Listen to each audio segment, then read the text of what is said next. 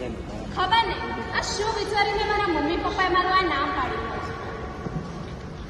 પણ જ્યારે પણ આ બારીની પર વરસાદ પડે ને ત્યારે આ પ્રકૃતિના બધા જ રંગ જાણે મારામાં ખીલી ઉઠે છે.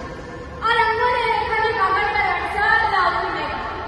આ એમાં એના આર્ટ સ્ટુડન્ટ મારા મમ્મી પપ્પાએ મારામાં એ ટેલેન્ટ જોયું અને બીજાના પેરેન્ટ્સે જે મને ડિસ્કરેજ ના કરી પણ મને મોટિવેટ કરી અને હું પહોંચી આર્ટ સ્કૂલ.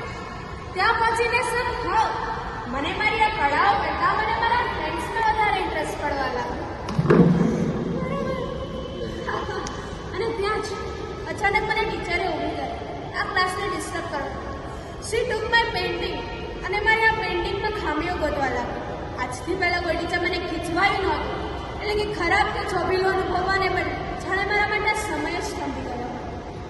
આ ટીચર બોલતા એ બધું જ દેખાય પણ જાણે એમનો વાત સર થઈ ગયો. અને અચાનક યાદ આવ્યું અને મારા ફ્રેન્ડ જોડેની મસ્તીઓ અને ત્યાં સ્ટુડન્ટ જોબ્સ અને ત્યાં જ અચાનક આવ્યા અને હું મારા ફ્રેન્ડ્સ જોડે પૂરી જોવા છું. ઘરે આપણને મેં જેવું છે તો ફ્રીઝમાં ચોકલેટ આઈસ્ક્રીમ છે બહાર એવું જ મને મારા બેગમાંથી આ ટોપા ચૂકાતું મારું પેઇન્ટિંગ દેખાડ્યું. મેં એને સહેજ સાથે ઉપાડ્યું અને એને જોવા લાગ્યું. એને જોતાની સાથે મારા મનમાં વિચારોનું વાવાઝોડું થયું. શું ખરેખર આર્ટિસ્ટ છું? શું ખરેખર આ ચિત્ર સારું જ બન્યું છે કે પછી મારું મન ગમતું કરવામાં હું આ ખરાબ અને સારા વચ્ચેના ભેદ જ ભૂલી છું? કદાચ મારે એમબીએ કરીને મારા ફ્રેન્ડના બિઝનેસમાં હેલ્પ કરાવવાની પણ મારા રોંગ ડિસિઝનને કારણે આઈ ટુક ટુ માય રોંગ સ્ટેપ. મેં મારી આ કારકિર્દીને એવું ચિઠ્ઠાપણું બનાવી દીધું છે જેને હું ખુદ જ નિભાવી રહી છું. બસ છે તો આ કોરા કાગળ પર આકાર વિનાનું નામ નહીં. હું મારા કળાને રજૂ કરવા માંગુ છું. આ આકાર મને પૂરા કરવા માંગુ છું.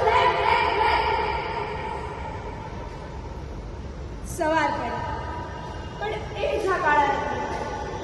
આ મિત્રો હતા મારી સાથે પણ જાણે એમના રંગ જોડી ગયા હોય. એમની સાથે બોલતી વાતો કરતી મસ્તી કરતી બધું જ કરતી પણ જાણે હું અંદરથી કશું જ અનુભવી નથી શકતી.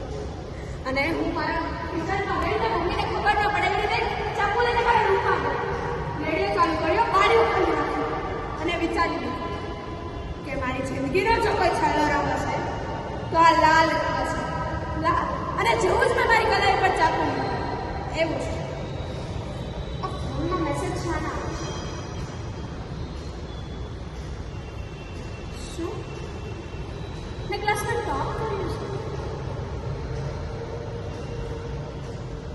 અને પવનના વેગની સાથે મારા રૂમમાં એક બટરફ્લાય આવ્યો.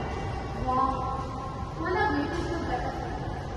અને મારી એ જ કલાઈ પર જ્યાં મેં ચપ્પુ ધર્યું અને મને સમજાઈ ગયું કે જેમ એક કીટકને પતંગિયું બનવા માટે એક કોશિકામાં એકલતાનો અનુભવ કરવો જ પડે છે નહીં? અને મેં સિરજનું કામ કર્યું. આ ચિત્રમાં ફરી રહી કરવાનું શરૂ કર્યું.